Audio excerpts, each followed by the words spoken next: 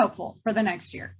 Well, I think everybody probably already knows about the Nebraska Natural Legacy Project, but in case you're relatively new to what's going on, it began in the early 2000s as a way for us to put a plan together to conserve at-risk species and to keep our common species common, including their habitats.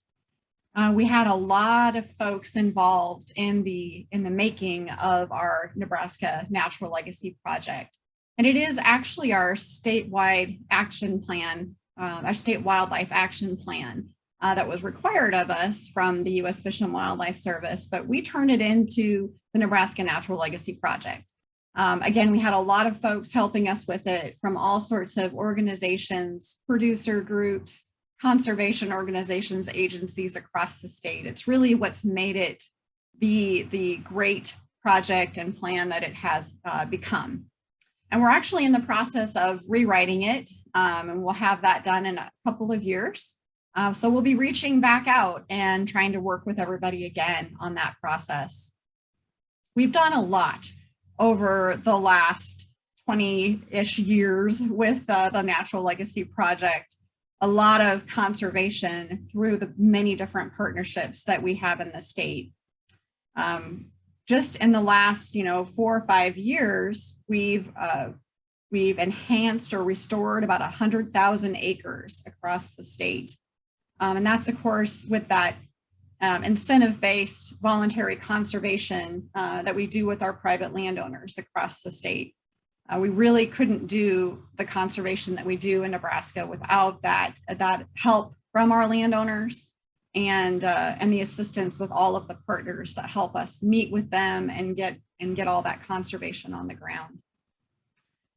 There's been a lot of other things that we've been trying to do along the way. One thing that we started several years ago was demonstration sites across the state, where we go to our biologically unique landscapes and we find those really special places, and then we create demonstration sites so that they can be used, to showcase what can be done in those landscapes and the kind of results that you can get. And so we have several of those across the state. We try to put up educational signage with that, and again, provide those workshops and opportunities to get people out there. We've continued to monitor a lot of different wildlife throughout the years. Most recently, we're trying to fill in some information gaps on species like Blanding's turtles. I think there's a presentation about that a little bit, maybe in the next few days. American burying beetles, butterflies, bats, bees, plant communities, all sorts of things. And we've even turned to citizen science to help us with monitoring some wildlife with some camera traps and then using crowdsourcing to look at those pictures. So that's just kind of a tip of the iceberg and just a few of the things that we've done more recently. We've also held the Legacy in the Environment Education Discovery, which is LEAD for teacher workshops. And that's really bringing Nebraska native species and our communities into our local schools to meet their curriculum and give the students a chance to really immerse themselves in our state and our natural world, and then bring it back and then really understand what's going on there. So we love the LEAD workshops. Hopefully we'll get some more of those out there after COVID kind of subsides a little bit more. And then of course, our coordinating wildlife biologists have been out there all along, working in these communities, providing the field tours, workshops, school talks, working with landowners, getting a lot of conservation work done on the ground. We're very proud of what they've accomplished and continue to accomplish throughout the years. We've also offered watchable wildlife grants for non-game species, and I'm sure Olivia will give you more information if you need it. I believe those watchable wildlife grants, we have proposals, are accepting proposals through December 3rd. And so we're looking forward to seeing what other people want to showcase in our state. So how do we get all this funded? There's a lot of things that go into the Nebraska Natural Legacy Project and a lot of funding that helps us along the way. One of the more important funders that we have is the Nebraska Environmental Trust. So we do get quite a bit of funding from them that helps us a lot with our match requirements that we need. and it's been very integral in helping us move forward with working with our landowners and conservation partners. I believe we just put in a new NET grant this last September, and we hope that we'll hear some positive news come January or February with that grant. Another funding source that we use with the Legacy Project is the Wildlife Conservation Fund. Maybe you've heard of it called the Checkoff Fund. So when you're doing your taxes, you can donate some money as you're going through the state tax system. But now we have some new money that can come in through the sale of our new wildlife conservation license plates. So if you haven't already, go ahead and switch over your old boring, statue of or the Capitol, picture of the Capitol, into one of our awesome wildlife conservation plates like the sandhill crane, the ornate box turtle, or the Rocky Mountain bighorn sheep. So those are really great options, and they are actually putting money right back into the Wildlife Conservation Fund, which is, again, another help and funding for the Natural Legacy Project. Of course, the big funder that we've had throughout the years is the State Wildlife Grant. State Wildlife Grant dollars are the traditional funding that we've worked with U.S. Fish and Wildlife Service dollars. And those have been pretty key in helping us to get our legacy project off the ground and moving forward. But now there is a new funding on the horizon, and I'm sure many of you have already heard of this as well. It's called the Recovering America's Wildlife Act. And it's a bipartisan conservation bill, and it could dedicate up to $1.4 billion annually to locally led efforts that help with at-risk wildlife species across the country. In Nebraska alone, that would be about $17 million a year. Now that would be something that would replace our state wildlife grant dollars and then go oh so much further in what we could do with conservation on the ground. That particular Recovering America's Wildlife Act was co-introduced by our very own Congressman Jeff Fortenberry, and then Debbie Dingell from Michigan. And we have U.S. Representative Don Bacon and Senator Deb Fischer that have co-sponsored it as well. Very recently with Deb Fischer, maybe you saw the press release that we just sent out recently thanking her for her support. So as of the 13th of October, we have the House has 125 co-sponsors and the Senate has 28 co-sponsors, which is more than a quarter of the Senate. So that was way more than we had expected this soon. So we're very optimistic that things are moving forward. The legislation will be reviewed in committee in the next few months. We hope for a hearing on December 8th at the Senate Environment and Public Works Committee. So hopefully that'll take place and things will keep moving forward. Meanwhile, if you'd like to learn more about Recovering America's Wildlife Act, you can go to ournatureusa.org. I don't know, Sarah, if you want to stick that in the chat. But ournatureusa.org will have more information about specifically how things can impact our state, or if you're not from Nebraska, there's more information about how it can impact your state as well. All the states are listed on there. And meanwhile, if you'd also like to go ahead and continue to reach out to our senators and congressional members, just to kind of keep encouraging them to support this important legislation, that would be great. So we really look forward to this new opportunity in funding Recovering America's Wildlife Act. We also are working on how we would prioritize the spending. It is, at this point, the legislation includes a 3-year spending plan that you have to put forth. And so we would want to work with all of our partnership team, our government, non-government organizations and agencies, and sort of, again, think about how we want to prioritize the work that we want to get done. We do have a lot to get done. We have a lot that shows up in our legacy project, but we're working to kind of figure out what that plan and process will be to move forward.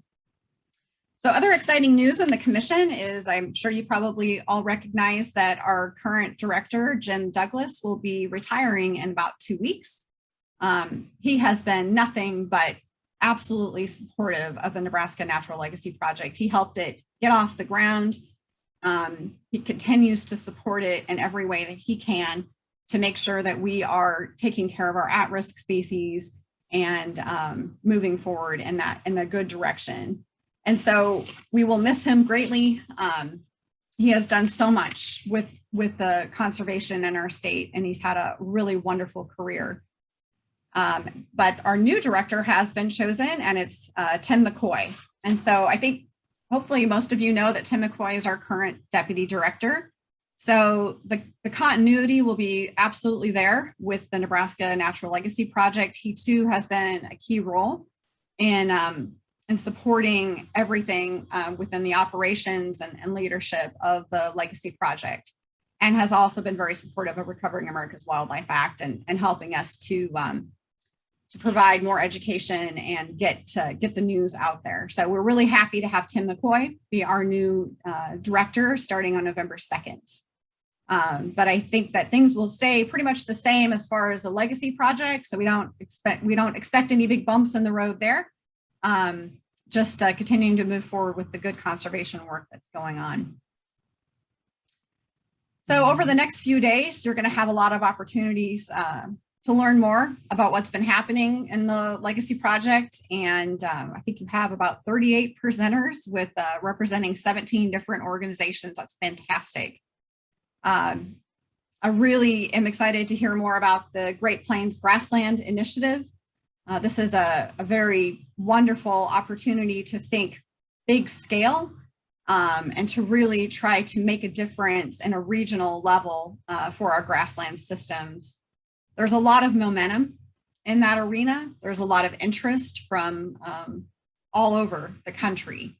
You know, with the 3 billion birds lost and the grassland suite of species having such a negative numbers over the last years, I think there's a lot of interest in what can we do in our grasslands.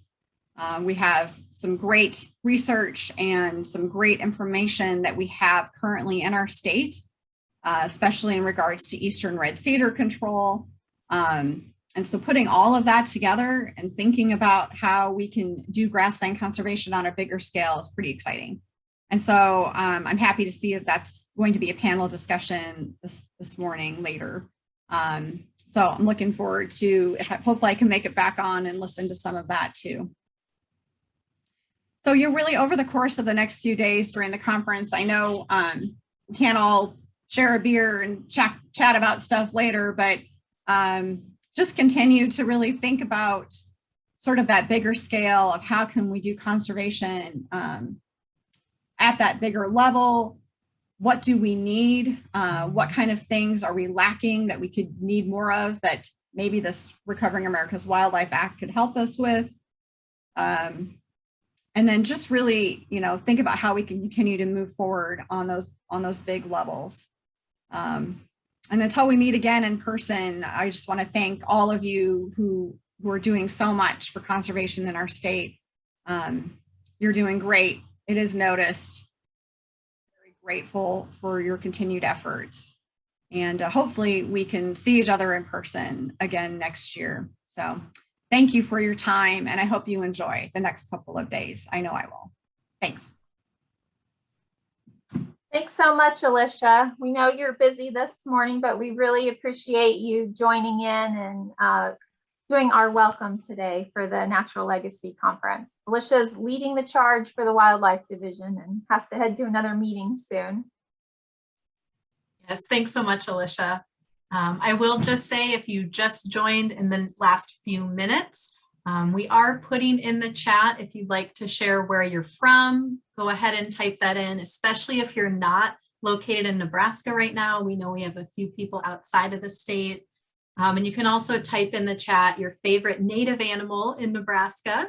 And if you happen to have a Wildlife Conservation Fund license plate, we're getting a lot of folks sharing that information as well. We have 283 people registered for the conference this year. So hopefully we'll be able to get a lot of those in, but I'll pass it back to you, Melissa. Yeah, I saw our zoologist, Sean Dunn, put tardigrades, if I'm pronouncing that correctly. I actually had to look it up because I did not know that off the top of my head. So the water bears, he's really excited about those right now. And Mark Porath, he couldn't choose. He just said all of them. I wanted to do just a few brief introductions of some of our staff. Let me just see if I can share my screen for a moment. Here we go.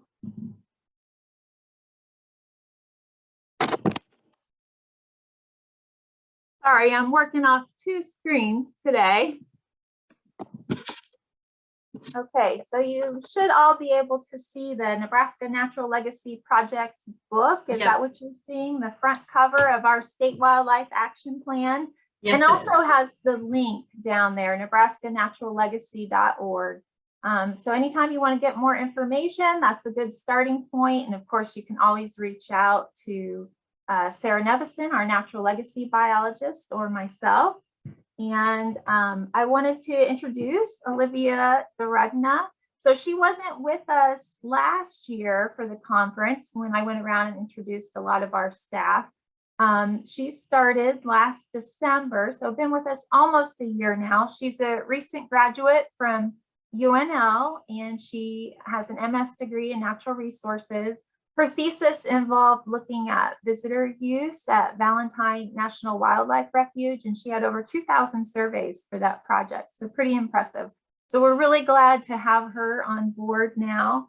Some of the things that she's been working on, these are some photos from a project at our wetland here in Lincoln at the Nebraska Game and Parks Commission headquarters. And so she's been out there helping to coordinate and do some cattail removal. And they were out just yesterday. She, and you can see Ted LaGrange in the one photo off to the side, looks like he's supervising in that photo. He's our wetland program manager. And so they were joined by several Nebraska master naturalists who are helping with this effort. And Platte Basin time lapses involved and getting some great video and photos. So just a fun area that needed some improvement. They were planting sedges out there just yesterday and hoping to, have a spot where the public can come walk around, where staff and students from East Campus may be able to wander over, enjoy the scenery and learn a little bit about wetlands. We're hoping to get some updated signage out there soon. So Olivia also is coordinating our Watchable Wildlife Grants, which Alicia was just talking about a few minutes ago. And those that call for proposals is out right now. So if you have a great idea, the maximum award is up to $6,000. If you don't need quite that much, you can ask for less too, and we'll have a committee review all those projects and announce awards probably in early January, I would think.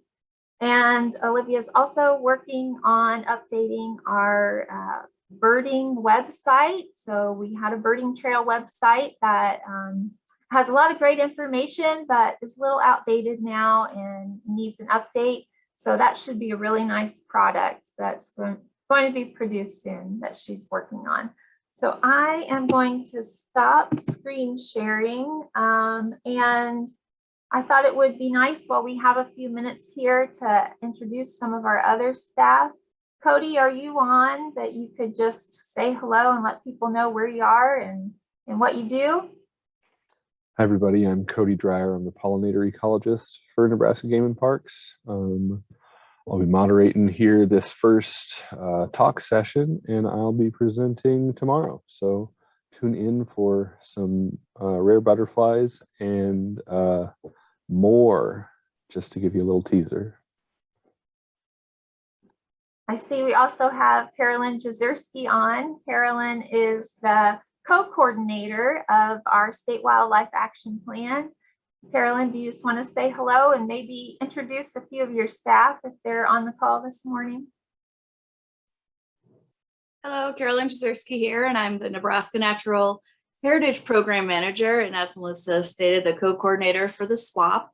And I see some of my team is here. I see Sean Dunn, our zoologist, is here, and actually I don't see the rest of the list here.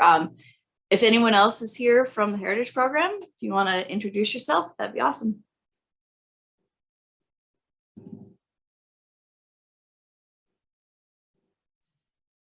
I can see that Sean is on. I also know I can see Colleen is on. I don't know if either of them wanted to open up their screen and just wave and say hi. Oh, it looks like Sean will.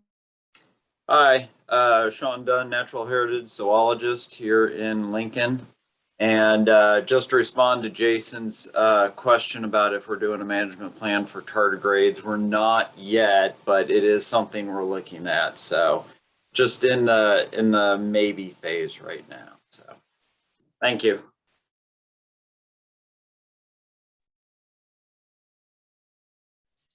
And Colleen, were you on? Did you want to open up and say hello? Working on it. Okay, perfect. Oh, hi. I'm trying to drive down the road to get blood this morning. Welcome. careful, Hi, I'm Colleen. glad everybody's here. I'm being careful, I promise. I'm coming up to a red light. We're good. So welcome, everybody. I'm glad you're all here. I'm excited. This is my 5th, I think, Natural Legacy Conference. And normally I'm right there at the very beginning. Today was just weird. So it's going to be great. We can do this. It's fantastic. Also, tardigrade management plan. I'm all for it. Let's do this. Thanks, Colleen. Colleen has helped us plan the last, well, she said 5 conferences. I think probably all of those. She's helped either moderate a session or help us reach out to presenters. So she's really a very important part of the team. I think we have a few of our partnership position folks on the call today. I see Jamie Bachman. Jamie, do you want to say hello and let people know where you're based and what you do?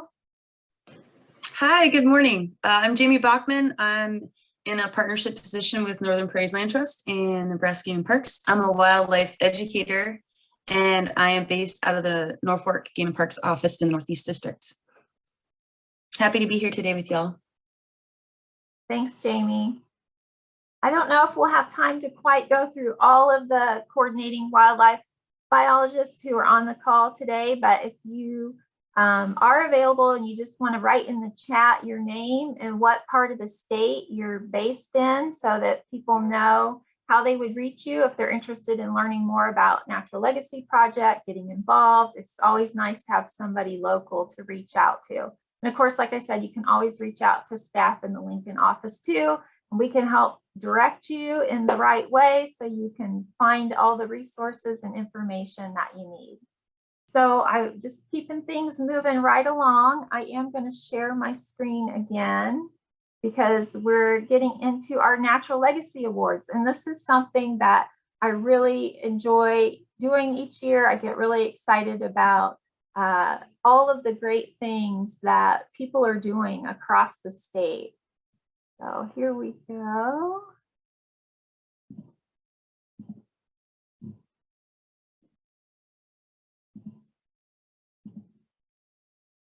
Okay, so hopefully everybody can see my first slide. It says Nebraska Natural Legacy Project Awards. Awesome. And we're celebrating the inspirational leaders among us. So each year we put out a call for people to nominate individuals they think really celebrate the Nebraska Natural Legacy Project and incorporate aspects of it into their day-to-day jobs. And we're lucky to get a number of great applicants every year, great nominations. So this is the 2nd year that we've offered a Natural Legacy Education Award. And we've been giving away the Natural Legacy Conservation Award since the beginning of the conference. But it's nice to also now have this new component because we realize that ecological education is a huge part of the Nebraska Natural Legacy Project. Getting people aware and excited about the fish and wildlife of our state and their habitats is so important. So what does it mean to be an inspirational leader? Well, they're value-driven, leading from a deep sense of purpose and responsibility, and they want to create positive change. If you're an inspirational leader, you're able to tell people and explain to them what it is you're doing, where you're going, and it makes them want to go with you because they get excited about what you're excited about. And this is how we really make progress. And I think it's so important to the purpose and the mission of the Nebraska Natural Legacy Project. So for the Education Award, the qualities that we were looking for is someone who's advanced or strengthened the field of environmental or conservation education in Nebraska. Somebody who's been able to engage others in the Natural Legacy Project and what it's about, and has excited and inspired other people to learn about nature, but not only learn, to be able to take it to the next level and want to really participate in conservation. Someone who works with a lot of other groups and is able to develop successful partnerships. And also not only sharing this information and getting people involved, but being willing to serve as a mentor and support others in education. And so we had some great applicants this year, and it was challenging for the committee. The committee consisted of some game and park staff, but also some of our partners who looked through the nominations, and we discussed them. And in the end, we were able to come up with unanimous decisions for both of the awards. And so this year, I'm very happy to announce that Miss Jamie Kelly has been selected as the Natural Legacy Education Award recipient for 2021. She is a naturalist at Pioneers Park, and she works at the Nature Center for Lincoln Parks and Recreation. Now, Jamie brings a wealth of experience to her position, so her work is much broader than just what she's doing at Pioneers Park. She's worked for other conservation organizations and just reached out so many people. One of the things that really impressed me with going through all of those nominations was how much mentorship she has done, from taking students who participate in various clubs at the Nature Center, and then they want to volunteer later. And some of them even end up working in this field. So even if they don't follow that as their career path, it's very clear that she is connecting with them and getting them excited about conservation. Some of the things that were said was she's a hardworking, knowledgeable, and kind person. She wants to share her love of the prairie in Nebraska with others. She's building that mentor relationship with some of the participants and helping them find their voice in education and build their knowledge and experiences. She enjoys collaborating and wants to support other educators while working to further environmental education resources and programming in Nebraska. So all wonderful things that were said in her nomination. So this is just an example of what the award will look like. Once it's inscribed, we'll get that to Jamie, but it is a nice crystal flame, and it's going to say, thank you for inspiring others to conserve Nebraska's prairies and wildlife for the Natural Legacy Education Award 2021. So everybody, let's give Jamie a round of applause, virtual applause. Hands clapping. Jamie, we're so happy to be able to give you this award. And Melissa, I will say Jamie is on. So if anybody sends a clap or a message in the chat, she'll be able to see it. Great. So in addition to the Natural Legacy Education Award, we also give a Natural Legacy Conservation Award. And this is for outstanding projects or conservation activities. We're looking for ecosystem-based approaches and someone who's able to form the partnerships to achieve that. Someone who is able to coordinate science-based landscape approaches, and someone who encourages communication, education, and a broader appreciation for Nebraska's at-risk species. So these criteria that we're looking for, the individual awarded doesn't necessarily need to meet every one, but in this case, the recipient certainly did. And again, we had a lot of great nominations that were submitted. So I am pleased this year to announce Mr. Kenneth Dinan as the recipient for the Natural Legacy Conservation Award 2021.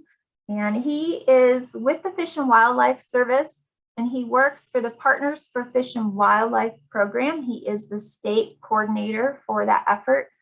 Kenny was nominated by several individuals, and one thing that really spoke to everyone on the committee choosing, who would receive this award this year was that a lot of his staff had nominated him for this award. And I think that says a lot in terms of his inspirational leadership. This is not a staff in this particular photo. These are his kids, but we just thought this was a great picture to just show, how his love of the outdoors and his commitment, goes beyond work. It's truly part of his life. His ability to find common goals and objectives with partners laid the groundwork for successful conservation partnerships across the state of Nebraska. And so these numbers are incredible. Now, obviously, Kenny has done this with a lot of support from his staff and with partners, but it's resulted in a huge impact out on the landscape for our wildlife. So over 4 million upland acres of habitat have been enhanced, over 300,000 wetland acres, over 3,000 river and riparian miles, and 394 fish passage structures, which are so important for many of our at-risk fish species in the state. And unfortunately, we have a lot of at-risk fish. For the past 35 years, Kenny has been a conservation leader in the state of Nebraska. During that time, he's worked, as was mentioned, for the Fish and Wildlife Service and the Partners in Fish and Wildlife program. And they've been heavily involved with the Legacy Project, even since before the first version of the plan was published in the early 2000s. Kenny's influence in the conservation community is far-reaching. And I think any of us who have had the pleasure of working with Kenny or have had a chance to meet him and see what kind of work he does is very aware of just how dedicated he is to his position. And, it's not easy to pull these partnerships together. You can have people who have common interests and goals, but being able to turn that into actual projects on the landscape can be very challenging. And Kenny really does it with such grace. And so we are very pleased to give him this award this year.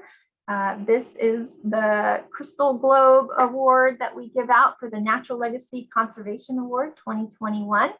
And the inscription on the bottom will be updated and say, thank you for your leadership in laying the groundwork for successful conservation in October 2021. So virtual applause for Kenny. And Kenny is also on the call, so any of those applause or comments you put in the chat, he should be able to read. Fantastic. Well, I'm so glad that both of our recipients were able to join us virtually this morning. And Sarah and I will get those awards out to you in the near future. I think that, that hopefully they will be delivered soon, but it seems like deliveries are running a little slower than usual. But as soon as we get those, we will get those out to you. So we're very happy to have both of you working in the world of conservation. Melissa, may I say a couple words? Yes, you may. Oh, thank you very much. And I will stop my screen share if I can here.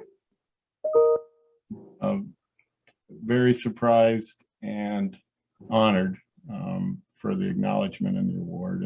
And like you said, this is a team effort. And I don't think it's, we've got a better partnership anywhere in the United States than what we've got here in Nebraska.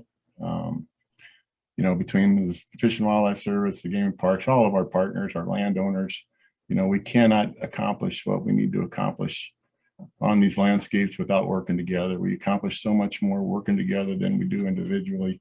And just so very proud of our partnership, the strength of our partnership and the strength of our partners.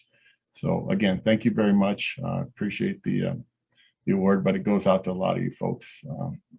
It is a team effort. So thank you very much. Thank you, Kenny. All right, well, congratulations, Jamie. Congratulations, Kenny. Just so wonderful to hear everything you guys have done to help with environmental education and conservation in the state. We're actually going to move right into our first presentation of the plenary. So we are going to have Will Inselman, who is the Assistant Wildlife Division Administrator in the research section, and Melissa Panella, whom we've already seen, who is the Wildlife Diversity Program Manager. And they are going to cover the Midwest Landscape Initiative, working across boundaries to conserve our shared nature. So I will pass it over to Will. All right, thank you, Sarah. Everything looks good on the screen, right? Perfect. All right. Yeah, so thank you, Sarah, and thank you for everyone that's here this morning. I really appreciate you being here on this lovely October morning. Finally, some great fall weather. Really makes us feel like it's just such a great time of year. So I'm happy we can all be here today. I'm excited to talk to you about this and kind of kick off the Legacy Conference. And so today, Melissa Panella and I will be providing you with a broad overview of the Midwest Landscape Initiative, which is a newly formed group that was created to tackle conservation challenges across the Midwest landscape. And so just briefly, an overview of kind of what we'll be talking about today. Basically, what is the Midwest Landscape Initiative? What is its purpose? What does it look like? What does it do? What is the structure of the MLI? And for the majority of today's talk, I'll just continue to refer to the Midwest Landscape Initiative as the MLI, just to shorten it up a little bit. And what are the objectives of this initiative? And then within the initiative, other working groups and teams that's established, what are those objectives? Then cover a few products and projects that are currently under development or being produced. And then towards the end, we'll kind of touch on what does this exactly mean for us here in Nebraska. And then lastly, kind of finishing off, looking ahead into new directions as this group really hits the ground running and starts producing products that will be beneficial across the Midwest. And so the MLI was created in 2018 by the Midwest Association of Fish and Wildlife Agencies and the U.S. Fish and Wildlife Service. And the purpose of it was to develop collaborative approaches for regional conservation priorities. But first, before I get kind of a little more into it, I want to provide you with a little context first. And so prior to 2018, the National Academy of Science conducted a review that was trying to address what those challenges are in putting in doing habitat work across and managing the landscape at a landscape scale, and how do we do that effectively to make meaningful impact? And what does that look like? What do these teams look like? What do these collaborations look like? And how do we just do that effectively? And so through that review, the Association of Fish and Wildlife Agencies, which is the association that represents all state fish and wildlife agencies as federal partners, and as well it represents the Canadian provinces. That large association got together and engaged in a conversation with the Fish and Wildlife Service to try to figure out how can we effectively improve the delivery of landscape scale conservation regionally across the entire country, across the continent. What does that look like? And how do we put forth an initiative that really drives home the value of landscape scale conservation? And so from all these discussions and that science review, this AFWA team, the Association of Fish and Wildlife team, got together and created a resolution that basically laid out, like, this is how we're going to address landscape scale implementation, how we're going to start with this collaborative approach and build these regional teams that are going to start to tackle these regional issues as they become more and more of a challenge for state agencies. And so through this process, folks that were actually on some of these teams for the Association of Fish and Wildlife Agencies that created this resolution were actually from the Midwest. And so really it just happened that they were just like, well, hey, why don't we start in the Midwest and see what happens and see how effective this can be. And so the MLI was born, and that's where we are today. And ultimately the intent was that this was going to be a collaborative approach across the Midwest landscape that would address the shared conservation challenges that were determined by state and fish and wildlife partners. And understanding that this broad participation across this region would mean that there's various programs, agencies, and organizations, and that having all these groups involved is critical to successful outcomes of this initiative and the products that come of it. And so with the MLI being born, obviously you have a mission. And again, kind of as I had mentioned, the MLI will identify those shared conservation priorities and develop scalable collaborative solutions to achieve that healthy functioning ecosystem within the Midwest. So structurally, the MLI is built of a steering committee at the highest level, and then it is composed of a technical committee below that. And then from the technical committee, there's working groups and other teams that are created to tackle specific issues that the MLI has determined are priorities. The steering committee, though, is made up of state agency directors or deputy directors. As you can see here, we have a couple here, and actually our own Jim Douglas was the original co-chair of the MLI steering committee from its inception, and so kind of has been spearheading this initiative since it started, and really getting all these partners together and really making this work in conjunction with Craig Zarnicki from the Fish and Wildlife Service. With Jim's departure here, Sarah Parker Pauley, as the director of Missouri, will be taking over and kind of leading the charge. And so you can see there state directors, Fish and Wildlife Service administration from those regional, from those regions that overlap the Midwest region, as well as MAFWA representation in the form of Ed Bodges, who is an old ex-director. And then there is representation from the USGS, John Thompson, for that science and research aspect of this group. So below that, we have the technical committee. And the technical committee is composed of an equal representation of Fish and Wildlife Service personnel, as well as state agency personnel. And those folks are various levels within those organizations, assistant regional directors, fish and wildlife chiefs, communications specialists, research specialists, program leaders, and such. And overall, the committee is really made up of both younger and seasoned members, which really helps facilitate great sharing of ideas and novel approaches to addressing some of these wicked kind of landscape issues. Okay. And so with the creation of those two committees, once we had those established, we kind of all got together and really talked about what does the Midwest Landscape Initiative look like as it starts to kind of be born. What are we going to do and how are we going to do it? What is the shape of this group and what is it going to tackle? And really what we came down to is just really, we need to explore what those shared conservation priorities are among all state fish and wildlife agencies within the MAFWA territory, as well as what those shared priorities are with the Fish and Wildlife Service. And also understanding that we also have 3 Canadian provinces within the MAFWA region. And so working with those folks, as well as the tribal fish and wildlife organizations that exist within the Midwest. And so ultimately, what we wanted to do is just come up and create recommendations regarding what those goals and trying to come up with what those shared priorities were across this region. And we wanted to then use our current existing partnerships that we had already established to define what those strategies and actions would be to best address them. Next, we also understood that social science is an extremely important component of all the decision-making processes that we do. So understanding that needs to be incorporated into this group so we understand those connections with the people that are working within these systems that we're making decisions.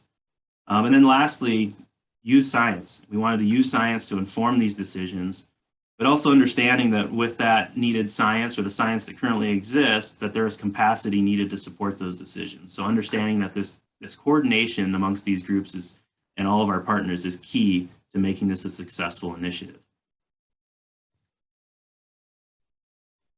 And so through that, the MLI began to take shape. And immediately we knew that we wanted the MLI to be a forum for stakeholders to address all fish and wildlife related resource concerns. And we wanted to do this by providing the ability for folks to come to us to share ideas, to pull information and resources across state boundaries, and ultimately figure out how we take action on those issues across the Midwest.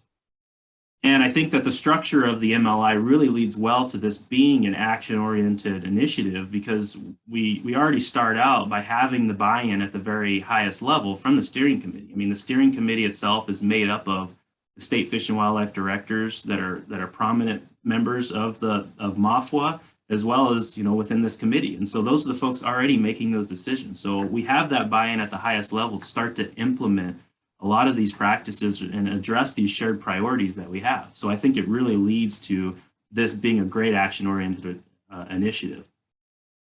And so through that, we understood, though, that there are large landscape issues and that's going to provide very complex conservation challenges that we need to address. But understanding that, we know that we need to also embrace that complexity. And, we live in the Midwest and we have to deal with a lot of private lands and private land ownership, as well as the public land, and also the cities that exist within the Midwest. So understanding that there's this big complex issue and coming together, and how do we address that? We wanted to make it clear, though, too, that the MLI is not necessarily constrained by a species or a particular habitat, but that the MLI can serve to address any conservation challenge that comes up or issue that comes up within the Midwest.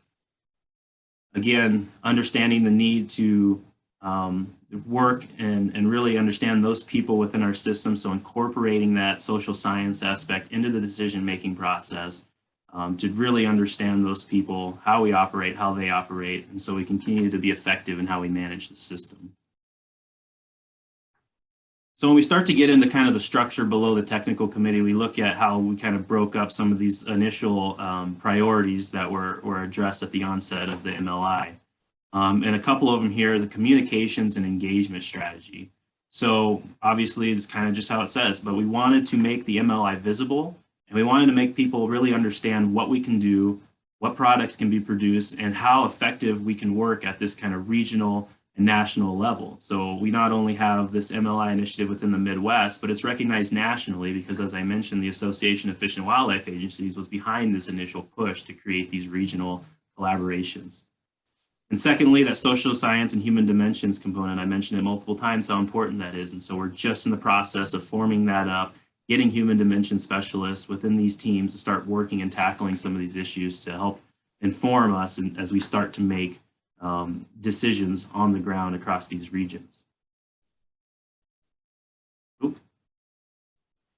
And so next, we also then broke the MLI. The technical committees were tasked with assessing a couple of major issues that were made priorities at the initiation of the MLI, and those were number one, wind energy. So the creation of a Midwest Wind Energy Working Group to address those wind energy concerns across the Midwest region.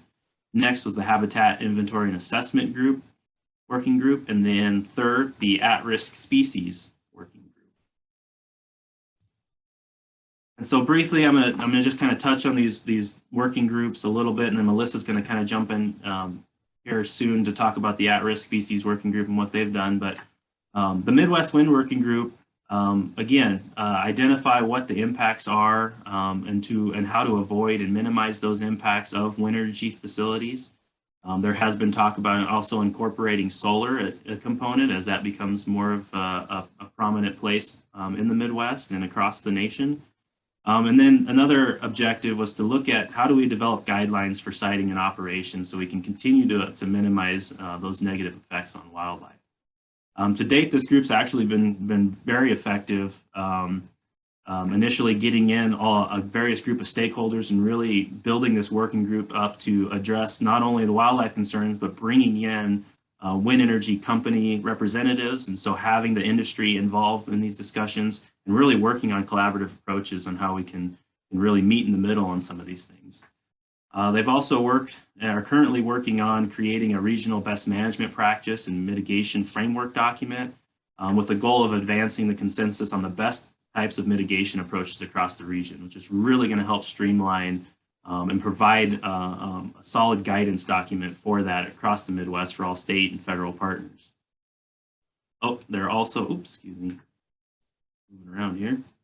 They're also working to establish shared regional permitting processes, which is greatly needed to kind of streamline that process across the Midwest. And from the current analysis they've been looking into, found that there's over 100 mapping products that exist in the Midwest currently for wind permitting reviews. And so the creation of a baseline process or guidance document will be helpful to come up with, create consensus around what the permitting process looks going forward in the Midwest. So really just cleaning things up and bringing that all together. And so there's a lot of other things that this group is working on and really getting after it and tackling a lot of these issues. And so I think those of you in Nebraska working with wind energy will start to see some of those products if you haven't already or haven't worked with this group already. Next, we have the Habitat Assessment Working Group. And the Habitat Assessment Working Group just has the goal of how do we prioritize conservation, landscape scale habitat conservation across this landscape and identifying what those shared priorities are, but then being strategic on how we do that across the landscape to achieve a shared goal. And so what we want to do initially is try to look at how do we provide scalable assessment tools to help that prioritization, that planning aspect of that regional landscape scale conservation. What does that look like? So having those discussions amongst stakeholders within our state agencies and start to develop what those regional approaches look like. What are those regional habitat concerns across the Midwest? And then how do we begin to address those? And how can we provide products that can allow state agencies, fish and wildlife partners, NGOs to be more effective in implementing that habitat strategically and effectively. And lastly, what we want to do, and is always something that has been much needed, is to come up with a process to evaluate the effectiveness of conservation management actions within the landscape to help inform those decisions so we can be adaptive in our management strategies going forward. To date, the Habitat Assessment Working Group has already conducted a survey to try to understand what those landscape prioritization and assessment tools look like that are out there, what is currently being used by state fish and wildlife and federal partners, what works, what doesn't work, and how can we not necessarily reinvent the wheel, but take what's already out there and make a useful product that can help inform that management and also evaluate the actions that we're doing across a larger, more broader geography, so working across those state boundaries.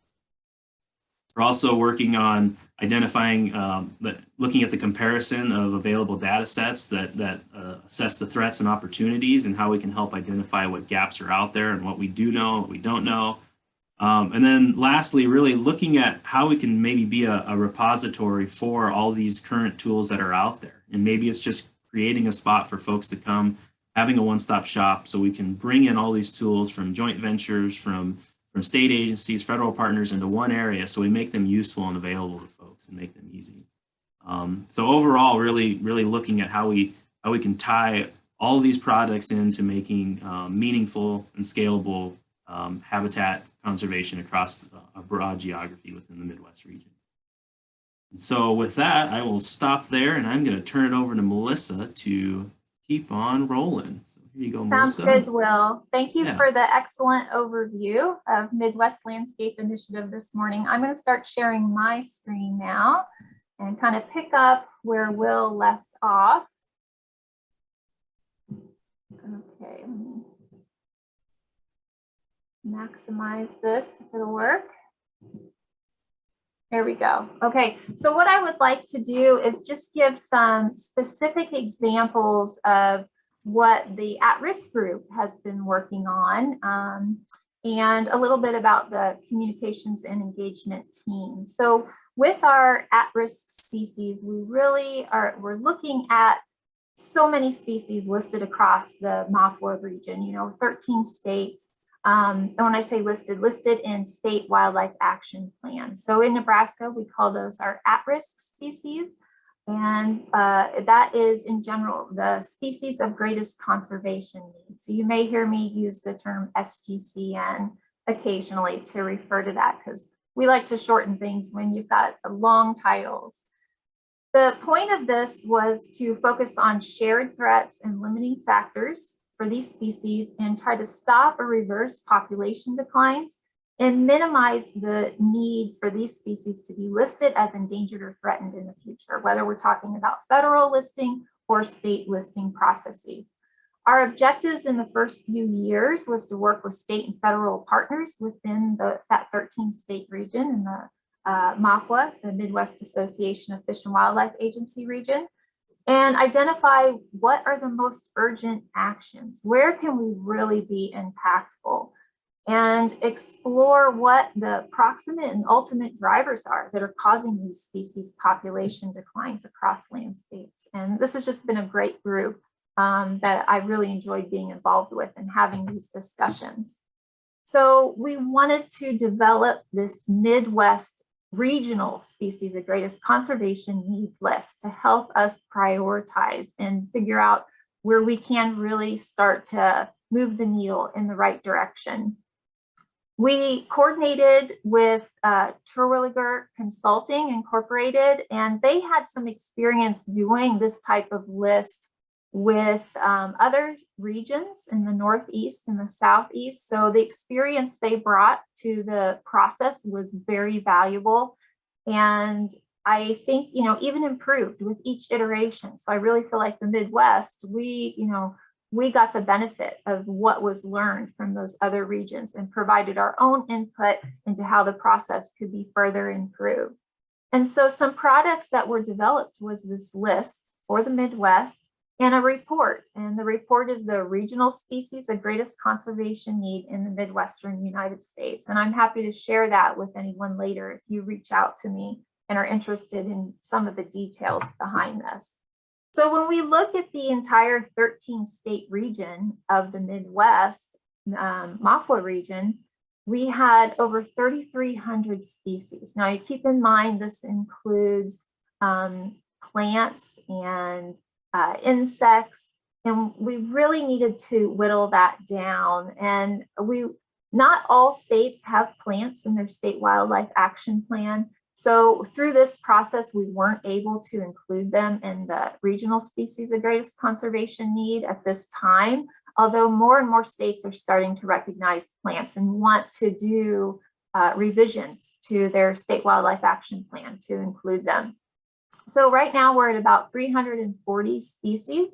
And this information, I realize this isn't the best view on the screen of the table, the screenshot, but it's just to give you an idea of how this information is organized. So there is an error table, a spreadsheet in the cloud where people can go and find this information and also be able to filter through it. Maybe you just want to know which species are RSGCN in Nebraska, or maybe you just want to know which birds. And so there's various filters that can be used for this regional species of greatest conservation need list.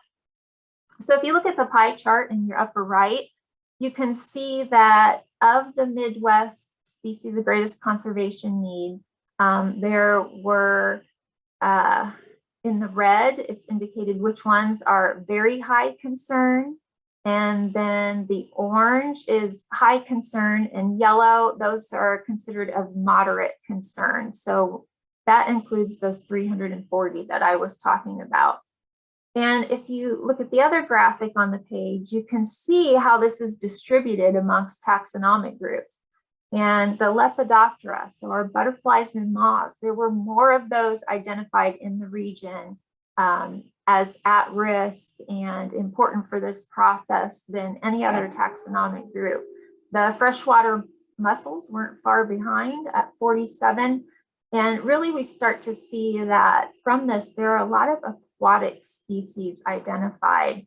And that's good to know that in the region, how important this is, that we start thinking about working across borders to conserve a lot of these species across state borders. And sometimes internationally that's necessary too. So in this particular graphic, we can see the number of RSGCN by their taxonomic groups, which are indicated in the various colors, and which habitat types they are associated with. So for example, if you look at the shrubland, you can see that the RSGCN in that habitat that are regional importance are really mostly the mammals and the birds. If you look towards the bottom at rivers and streams, you can see that it encompasses so many taxonomic groups, almost every one that is listed here. And so again, this impact on our aquatic systems in our species is very important. If we look at the grassland habitat, so in the report, it features these various habitats, and this is just one example. So it would describe in the report a basic description of how we are identifying that habitat. So this, in this case, dominated 80% or more by graminoids and other herbaceous species, fire dependent or adaptive, and grassland, we did include prairie within that description. So in this example, there were 71 regional species of greatest conservation need, and you can see how they're distributed there on the slide. And of those, 55% were considered specialists. And if we look at the list in detail, we see that 17 of those only occur in grassland habitats. So some of these specialists are using, various microhabitats within the grassland system. And what are the greatest threats there? And so that's something that the at-risk species work group discussed as well. Habitat conversion, fire suppression, invasive species. And I will mention that this information was all gathered from species experts. So many staff from Nebraska Game and Parks Commission who have various specialties participated in this process, but it wasn't only Game and Parks staff. There were other experts in the state who contributed information based on their taxonomic knowledge. And it was great discussions that you realize, what may be doing okay in our state is not doing great elsewhere. And then we have to think about, well, how does Nebraska fit into the overall conservation of the species?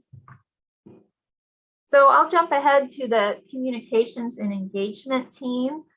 This is a newer team that has developed in the at-risk species work group, and they were able to complete a communication and partner engagement strategy.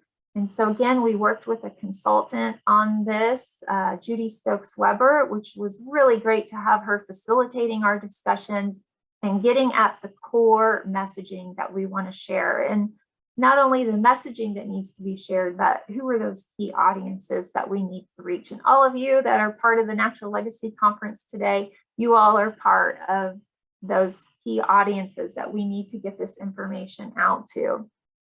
Ways to deliver our messages. This is just one venue. We're working on others, fact sheets, website development, and other meetings across the Association of Fish and Wildlife Agencies and the various groups that meet on a regular basis. It's important not only to have the messaging, but to be good stewards of communications and engagement, be responsive. We want our strategy to be effective as well. And so the document that we worked on with Judy and this team helped us to figure out how we could evaluate that effectiveness. And so again, as I mentioned, we're working on a website that's underway. Hopefully will be available in the near future, because I know that that is really the go-to for information for most people nowadays. We can raise awareness about Midwest Landscape Initiative, but in the end, they're probably going to want to go somewhere online and be able to quickly access the information and get all the contacts. And so that will hopefully be coming very soon. Melissa, so what is all of, just wanted to say you have a 5-minute warning here. Okay, great. So what does this all mean for Nebraska? It's hugely important. Can help us figure out how to leverage our capacities and resources. And, having a seat at the table gives us a guiding voice about what's going on for conservation of these habitats for the species. Next steps, we're going to continue spreading the word. We want to generate conservation action, a thriving landscape, a healthy lands and waters, supporting wildlife, fish, and plants, embraced by all who live, work, and recreate in the Midwest. I wanted to just put some acknowledgements up on the screen. Thanks to all of those people and Jim Douglas for helping to initiate this process in Nebraska, getting us involved. Kelly Myers and Claire Beck both shared some content we used for our slides today, so that was hugely helpful.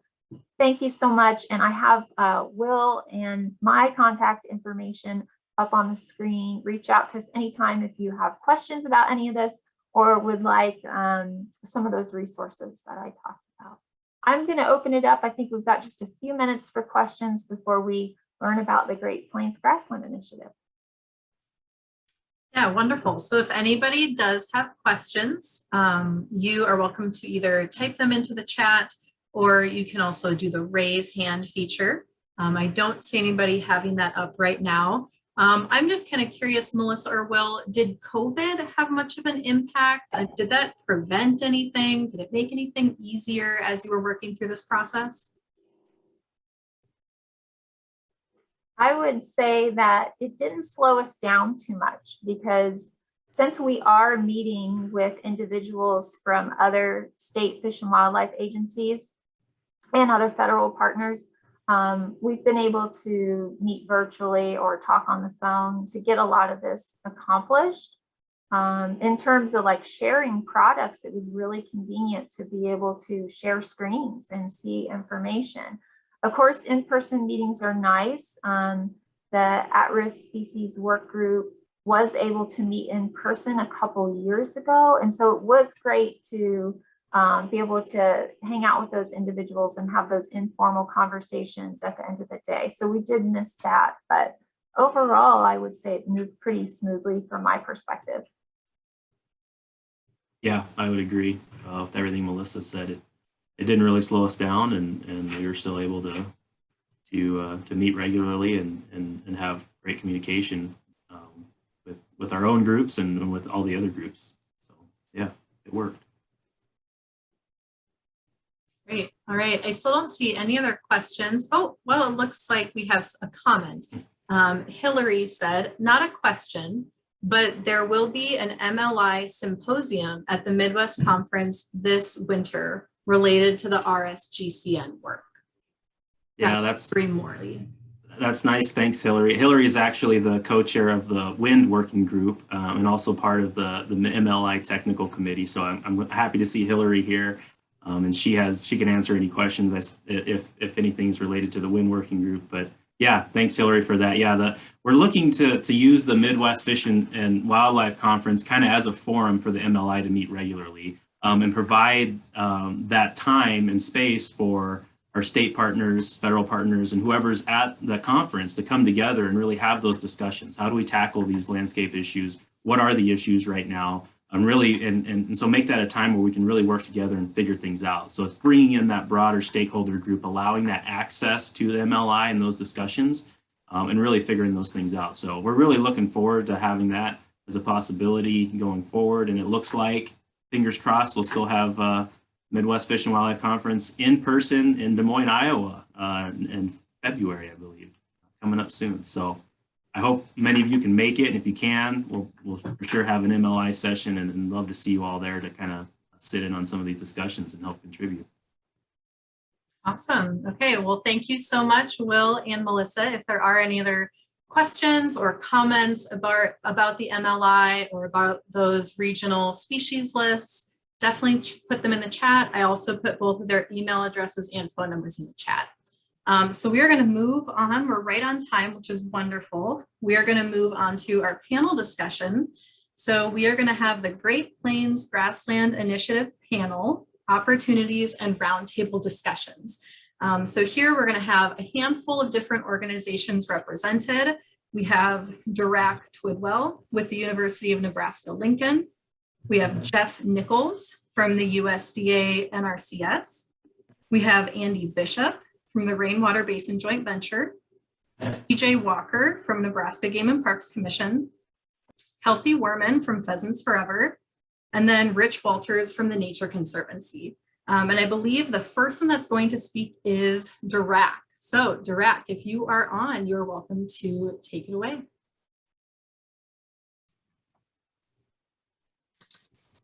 Hey, good morning, everybody. Thanks for having us. And yeah, this kind of arose as a really nice opportunity here today. So thanks, Sarah, for pulling everybody together. I thought I'd just provide a little bit of an overview of how some of this is starting and how we kind of got here. And that'll allow everybody to start to show where they're moving, some of how they're adapting their programs and their conservation efforts on the ground as we try and meet these bigger, large-scale threats that affect our grasslands. So I'll just share a few slides here, just as kind of an overview and kick us off. This has really been exciting to see start to take over and really take off. This Great Plains Grasslands initiative is kind of just a branding or slogan that's not just here in Nebraska. It's taken off in Kansas. In fact, that was one of the places where it started. South Dakota is actually just launched their South Dakota GPGI within the USDA NRCS October 7th. And Oklahoma launches their effort, again, kind of the same branding and effort later this fall. And it's really putting the bullseye on grasslands. And I think that's what's been exciting. It's always been, about an individual issue or something happening in our grasslands, but it's really recognizing the grand scope that threatens our Great Plains biome.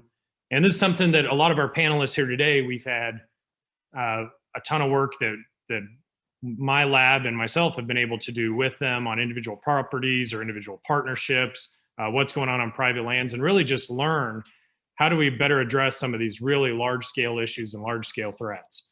So it's just exciting to kind of kick this off and turn over to them as we move forward on this issue. So one of the things that happened was that a lot of our science here in Nebraska that we were doing with a lot of the groups on this panel, as well as like external, federal funding sources, is it was starting to put a real bullseye on how to really understand the scales of change happening in the Great Plains. And as that science kept moving, we kept getting increased demand and attention to put that into practice and work with groups on creating just a better science strategy. So prior to Craig Derrickson's retirement with the NRCS, he had actually set me up as a science advisor through a cooperative agreement, and it actually was for the 4 central states in the Great Plains, Oklahoma, Kansas, Nebraska, and South Dakota. And I was also then brought on, with a national science team associated with Working Lands for Wildlife. And so that science got put into this framework for conservation action you're seeing here on the left, which represented the USDA's first ever framework for biome scale conservation. And that really matches the past success of the sage grouse initiative and what they were doing in the sagebrush biome. So this is great. Like, this is really our first ever, big framework for conservation action at the scale of the Great Plains biome. And that solves one of our biggest criticisms of past efforts, is that, I always kind of view it, it's kind of like if the state capitol building's slowly falling over, and moving kind of an inch a year or an inch every few years, there's this engineer saying, hey, don't worry about rearranging the furniture on the 4th floor if the capitol's falling over. We need to stabilize our larger order part of our system. And that's no different with our ecosystems. If our broader order part of the system is collapsing or changing, we have to stabilize that, or it makes a ton of our conservation efforts that we're doing at more local scales ineffective long-term and just not sustainable. So what this really calls out and does is it recognizes, again, it's no surprise, 3 billion birds since 1970. And there's also now all these huge discussions of what the loss of Great Plains grasslands means to beef production and people's livelihoods on private lands. So this has been a great thing here in Nebraska, that we've been able to really start connecting across multiple agencies. And I just think this is kind of why we're here and how it's functioned. I mean, the implementation stuff that's coming on the ground is being rapidly linked to communicating outcomes and benefits of what we're doing. And the groups that are on this panel have all been a big part of that. And thanks for allowing me as a scientist to help quantify and measure those. And those have been integrated into these broader scale frameworks now really rapidly. In fact, I was one of the lead architects on that Working Lands for Wildlife document. And that drives the kind of technology we need, which drives future implementation. And you're kind of seeing this postcard from Kansas NRCS that they had released at the end of last year. So this is just exciting because it's, just a rapid iteration that I think all of us do here in Nebraska, or that we're getting better and better at. But it also really highlights how we can start to target, how we can scale up what we've done in the past to deal with these kind of biome scale threats. And that's a big part of it. What you're seeing here is a collaborative product we did with the World Wildlife Fund, their science team. And that product on the right is really showing if we connect the two big biome threats in the Great Plains, which is land use conversion and woody encroachment. And I think everybody in this state knows, and the story keeps getting out elsewhere, that woody encroachment now converts rangeland at the same rate as land use conversion. And these have emerged, right, as the two top threats to the biome. And that's what this Great Plains Grassland Initiative and this framework's all about. It prioritizes the biome threats first, and we've been able to document, study those, and quantify that, yes, these are indeed the top two. So everywhere you're seeing here on yellow, there is these kind of at-risk acres, that haven't been, converted with the tractor yet or converted by the tree. That purple you're seeing is where it's been previously plowed, is already encroached, or, those kind of more local regional forested areas. So you can really see a lot of the Great Plains in terms of what's at risk, especially now for the central through northern Great Plains. That's really led to, one of the big things that for me that I was requested of by multiple organizations and groups was to identify a better strategy for solving the woody encroachment problem. And I'll never forget, this kind of line that I've had from multiple groups, that we're really good as ecologists at quantifying the mechanisms why things are happening, quantify the consequences of those changes, but we don't necessarily always do as great of a job of providing, solutions that can help with implementation and targeting and conservation on the ground. And so this reducing woody encroachment in grasslands and a guide for understanding risk and vulnerability is taking really the light bulb that went off for us in the science of what we missed, why we chase woody encroachment and why we've been losing long term, and how to win. And so this is actually being printed and going out for bid and print now. We had over 15,000 requests for this guide from the Great Plains alone, and hundreds of copies requested further out west. It really provides a preventative framework for conservation action that better addresses woody encroachment problems. And so this is built into this Great Plains Grassland Initiative effort. It's the heart of what we're trying to do with woody encroachment. This guide is what's built in terms of the principles for that biome framework you saw that was put forward by Working Lands for Wildlife. And it's, again, something that's been requested and pushed by multiple of our state entities and those that are on this panel. So we're just really excited about getting this out and starting to share what we've now learned with everyone here and just how to better address this issue and stop chasing this problem. What was really cool is when we have a top-down kind of national umbrella, right? It's no longer a, Lincoln County issue or Custer County issue, right? Or Lancaster County. It's not just a Nebraska issue or Oklahoma issue. Like, this is a national guidance for how we're supposed to better address woody encroachment. And that provided a really different lens of how to attack this. And we saw multiple states overnight say, yeah, we can attack the woody encroachment problem better. Even all the way up into the Dakotas now, and there's conversations in Wyoming, given the very earliest signs of encroachment happening.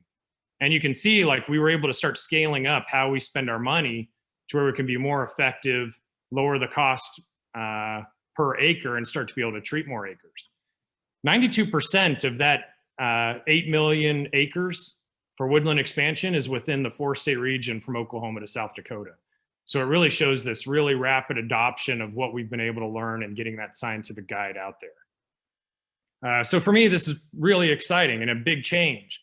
And that guide really emphasizes just this vulnerability framework on how to reduce risk and better manage our sensitivity and exposure. We actually just got done doing a bunch of trainings last week throughout Nebraska on how to start to think through this in the field and implement it. And I always love things like this. It comes from what we've learned with the panelists here and their work on private lands of what's been working, where are people succeeding across multiple states. It takes lessons learned from Texas and Oklahoma as well as Kansas and starts to say, how do we better manage this? And where we saw groups winning the war is where they reduce risk and vulnerability. Now, that's not what we used to call it or how we used to say it, but we're really anchoring to our intact grasslands and finding those anchor points and then working in to the recruitment pathway. And that's what we didn't do before. We just chased big trees out into our intact grasslands. And what does that do? It leaves seed. And that seed produces future parents, which produces future babies. So we just constantly lose ground. So that's really exciting for us. We're really excited to see how groups are moving forward on this, how we can better do it. And it really comes from a lot of collaborative work with the panelists on here. So I think I'll end with that and turn it over to groups. And it's really a great opportunity for the panelists to talk about how we're starting to apply this new guidance, how they are individually thinking how to adapt and amplify what they've done in the past so we can have better success. And just the great opportunities that we have in front of us in terms of our partnerships and so on to implement a series of large-scale demonstration sites that show how to keep big grasslands intact. So thanks, Sarah, for letting me kick that off. I think Jeff Nichols was going to start next for us in terms of talking about what the NRCS was doing, and I think TJ Walker was looking to back clean up given the conference. All right, yeah, that sounds good. So we will go ahead and pass it to Jeff Nichols, who is with USDA NRCS. So Jeff, you're welcome to share your screen, or if not, I can just spotlight your video. Yeah, good morning, everybody. Jeff Nichols, I'm the State Rangeland Management Specialist with NRCS. Been in this role for just a few months now, but it's been real exciting to be part of this whole process of kind of kicking off the Great Plains Grassland Initiative from NRCS's standpoint. I don't have any slides to share this morning, so I'll just visit with you and talk to you a little bit about where NRCS is at with this process or this initiative, and kind of where we see ourselves going.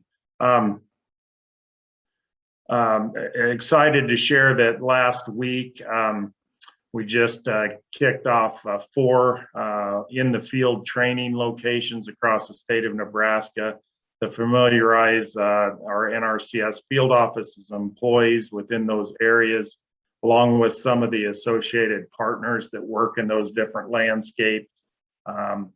With this whole process of looking at this guide that Dirac has just shared with us, and trying to change the way that maybe we've been approaching or looking at these this woody encroachment issue, and trying to formulate some new methodologies that will allow us to have some wins and some successes.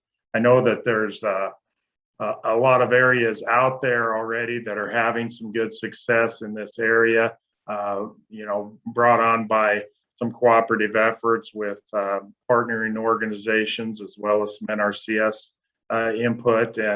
And so we're wanting to capitalize on those successes that are already in place.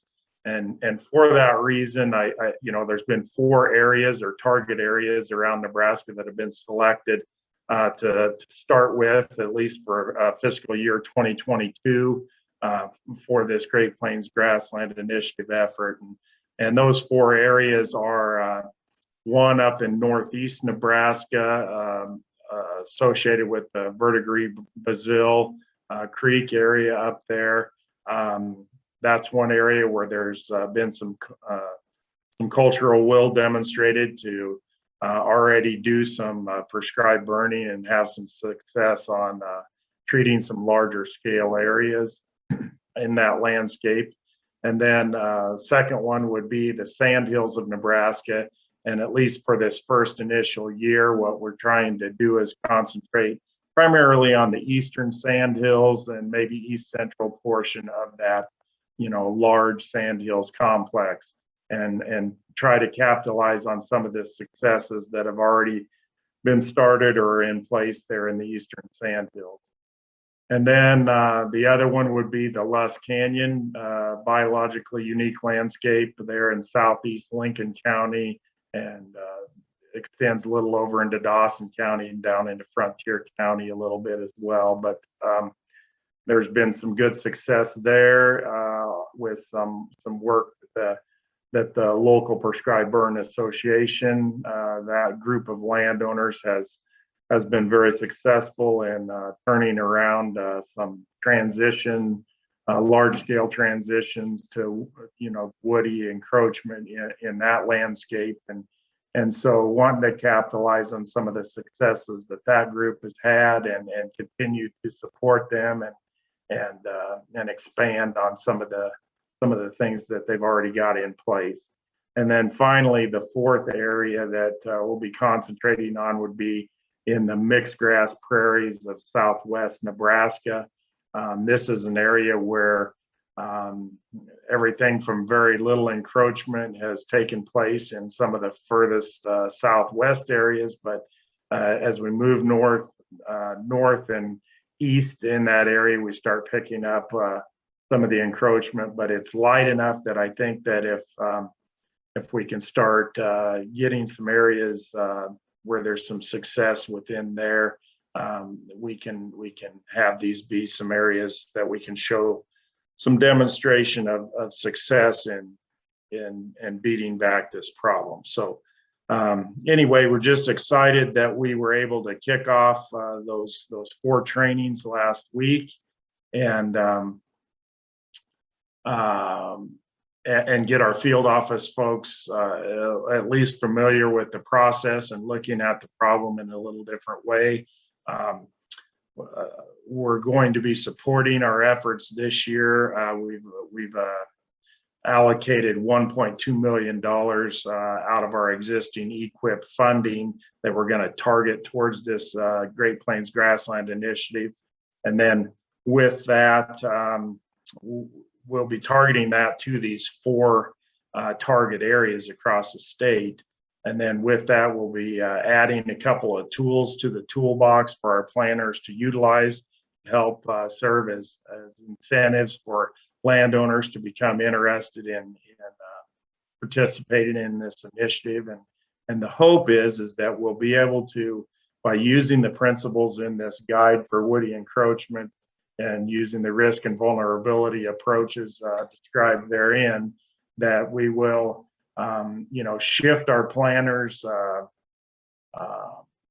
approach from not necessarily just doing a shotgun approach out there to the random landowner that walks in the door, to shift it over to something where we're looking at larger scale grasslands and trying to catch these grasslands at earlier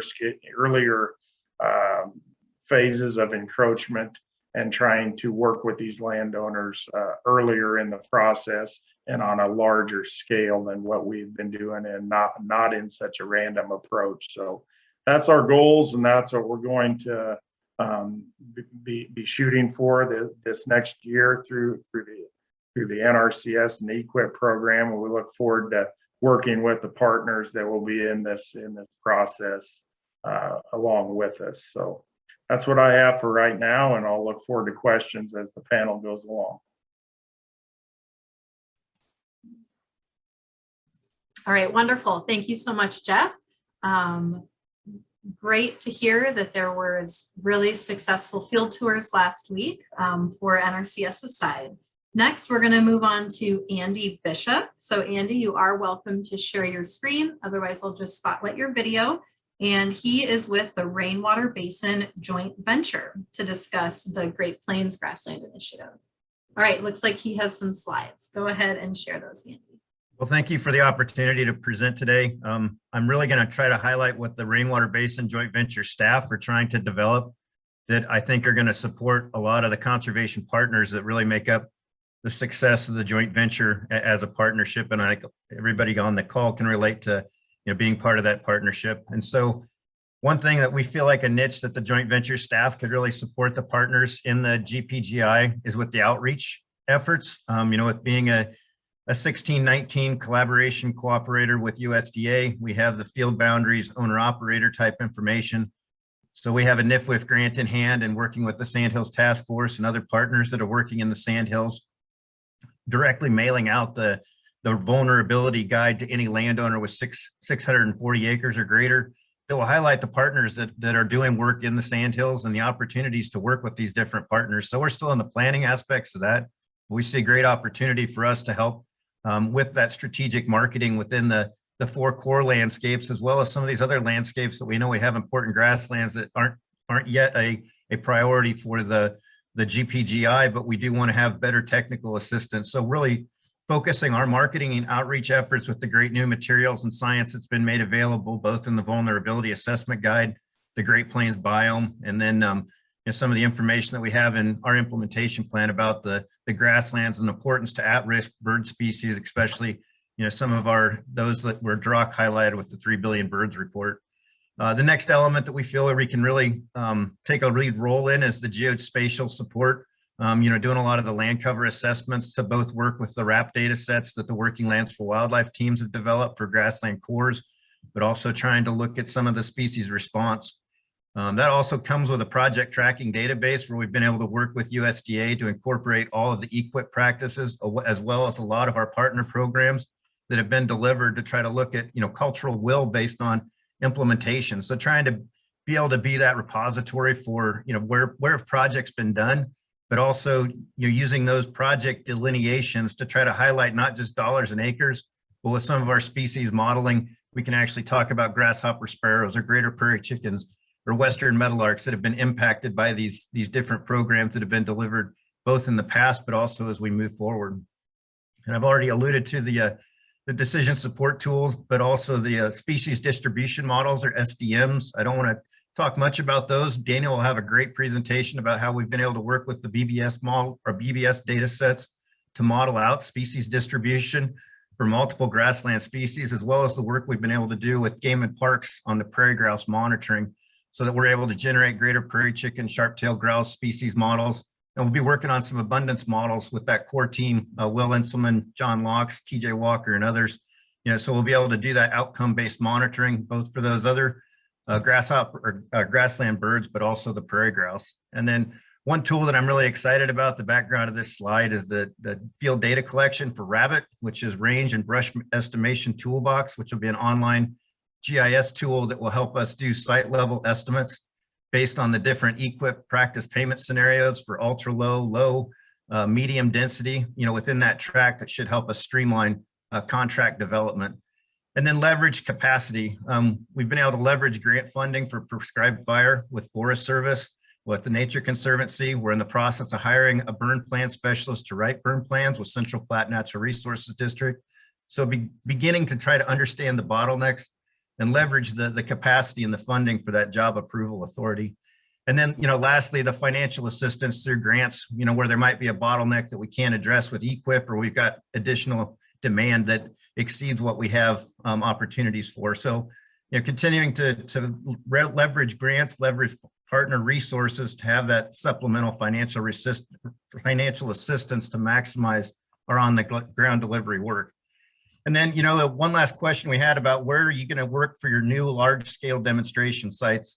And we're right in the process of developing a 5 NRD consortium with Lower Loop NRD, Central Platte NRD, Tri-Basin NRD, Twin Platte Natural Resources District, along with Middle Republican Natural Resources District for a $300,000 NIFWIF grant and a $500,000 Environmental Trust grant to really bring some leverage capacity for the Lusk Canyons, Lusk Hills, and that Southwest mixed grass prairies. And so those NRDs are committed to reaching back out to the partners to find out where and what we can do with these additional resources. We already know that burn plants and the capacity or having those burn crews to be able to come in has been a bottleneck. So we look forward to working with those NRDs to really become a bigger partner in this opportunity to enhance grasslands.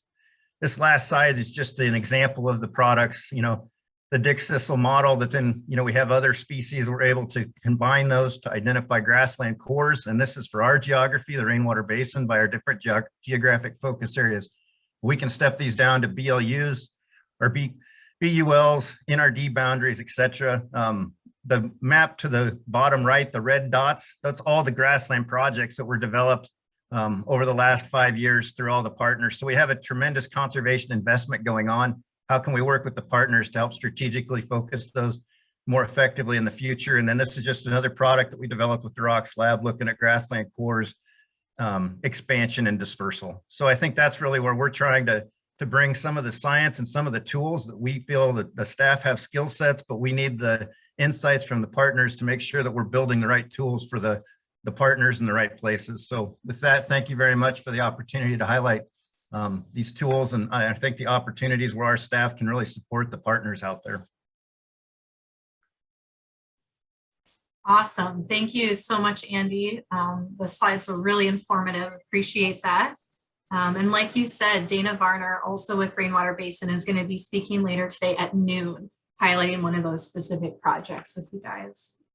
Next, we are going to moving through the panel. We have Kelsi Wherman with Pheasants Forever. So Kelsi, again, you're welcome to share your screen.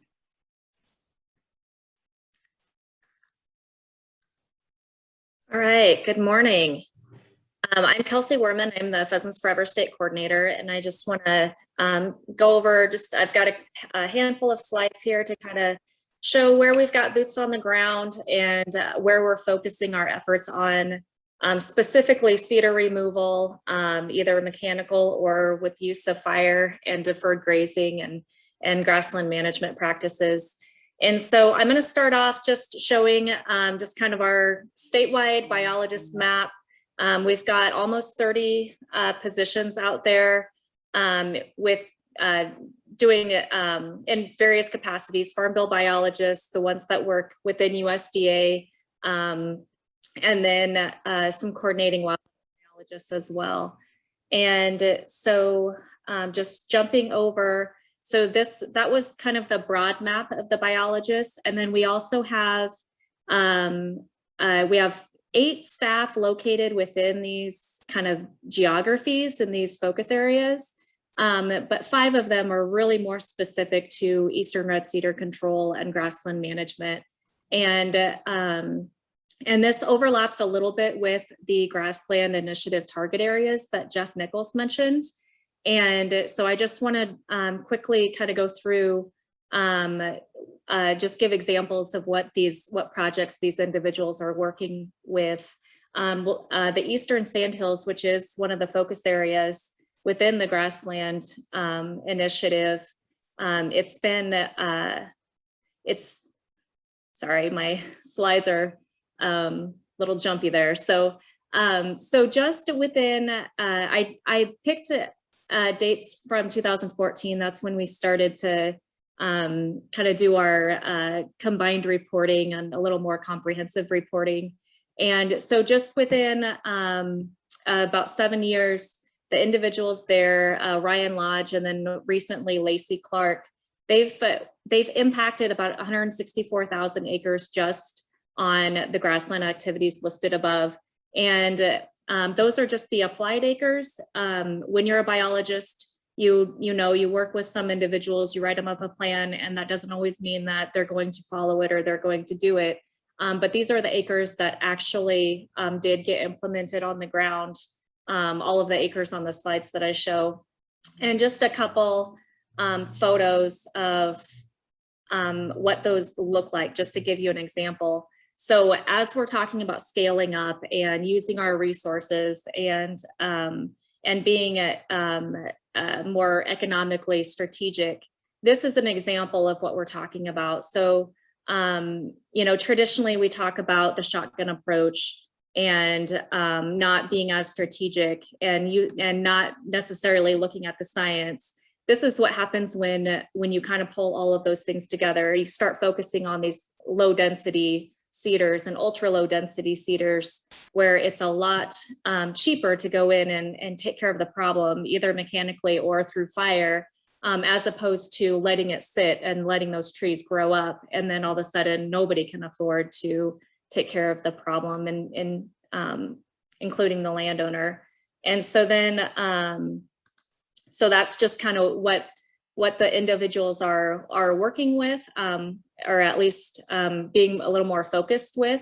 And this is, sorry, my picture is a little hazy. That was during those the fires, and so it looks like it's mist. It's actually smoke. But so that's a little bit of kind of what the end results with this few projects. And this project in particular is part of a project that, again, it started as, maybe one landowner contact, but then as the individuals and the biologists and the partners all worked with this individual, the word spread, and now they're up to almost 2 township sized projects working with, I believe 24 different landowners within this area. So we talk about cultural will, and we talk about defending the core. And this is an example of that, not necessarily because we went out and said, hey, we're going to defend the core. It's, we work with the landowners, and I say we, I mean everybody on this panel and all of the partners on the ground. The word spreads when everybody works together and it's collaborative, and the end result is positive. And that has really happened in these focus areas that we're showing here. And so moving on to the Central Les Hills, this again, just focusing on the brush management, prescribed fire, applied acres. And this is also on private lands, and then a little bit of on public lands, where we've done things like the habitat share program, Eastern Red Cedar control on the wildlife management areas. But then, or also just a lot of the private lands work and the treks, the prescribed fire training that Ben Wheeler has been conducting since, I believe, 2010. And then we move on to the Les Canyons. That's always a really good demonstration site. We talk about demonstration sites, and I think the Les Canyons has been a good demonstration site as long as I've been around. So at least for 15 years, everybody's talked about the success of the Les Canyons. And that, I believe, Dirac can correct me if I'm wrong, but I believe that's the only place that we've seen where the landowners themselves, and along with the partner agencies, they've actually been able to keep up with the cedar encroachment. And whereas the cedars removed has stabilized, and so as long as they're able to maintain, which maintaining does mean scaling up, because there's still a lot of work to do. But that is one area that has shown a positive there. And so, and this is just these acres here, they're probably very conservative. This is just pulling off of Andy Moore, the coordinator there, pulling off of his work report. And so those are probably very, very conservative numbers. And then we talk about prescribed fire. We're definitely, we've done a lot of cedar tree removal across the state, as far as like all the partnerships, and we definitely see, if you cut trees 10 years from now, there has to be some sort of follow up. Otherwise, those trees just come right back. And so we've pushed prescribed fire pretty hard. Just in this focus areas, we've done 35 workshops for almost 800 attendees. The prescribed burn associations in these areas, they've burned almost 20,000 acres, and I did not include the LCRA in those numbers. The LCRA is kind of their own group, but they I believe Andy told me they've hit 119,000 just in the Les Canyons, which is absolutely amazing. And then just in this area again, the Pheasants Forever staff have written 184 burn plans to get fire on the ground here. So that's just a little bit of kind of what is going on in those areas. Again, we're excited to look at Andy and utilize Andy's science tools that he's been developing that correlates right along with what our staff are working on. And we're also looking forward to the strategic plans that NRCS is moving towards, and we have a great partnership, and it's great to have all the boots on the ground with all the partners working together on these projects. Wow, thank you so much, Kelsi. Really evident how much Pheasants Forever is doing out on the landscape right now. We're going to move on to the Nature Conservancy. So we have Rich Walters with the Nature Conservancy to share about Great Plains Grassland Initiative. And then we'll have one more after that, and then we'll open it up for panel discussion and questions. So go ahead, Rich. Thank you, and good morning, everybody. And I don't have slides either. I'll just talk about a couple things and keep it kind of short here to have plenty of room for questions to answer. But we'll step back a little bit and talk about the Nature Conservancy and what we're doing as an organization on grassland work. Like other groups with biodiversity loss and changing climate, we really stepped back and did a lot of strategic revisions over the last 2 or 3 years on our global, North America, and division and statewide plans. And the exciting thing for me is within these plans, even at our North America global level, grasslands have really started rising to the top. How do we focus on grasslands? You know, keep them protected, enhanced management as they're getting lost, as we heard about already this morning. So that is becoming a priority for the Nature Conservancy in the larger scale. We also have a North America Sustainable Grazing Lands lead person now. So this person wakes up every day and focuses on how can we implement sustainable grazing lands? So working with cattle producers, other producers to keep grass and keep the rancher on the landscape. This person works a lot with corporations and supply chain, really trying to find a nexus there, how we can influence a bigger picture by working with supply chains and on how they maybe get their beef and some of the requirements needed for grassland management for some of that sustainability stuff. So that's still on the front edge. We haven't got a lot of it going there. So Oregon has some projects and that we have some small things going in Nebraska, but exciting work that might be able to really expand our grassland enhancement work and supply funds to match all these federal grants that are coming available. As far as the division plans coming along, like other groups, Nature Conservancy has really set some pretty ambitious goals of protection and enhancement in there. And with Nebraska, as we all know, it's a private land state. So it's really, as we just heard, working with all our partners on, especially the private landowner, on how do we improve management on those acres and really work on the sustainability of that producer that owns the land in that.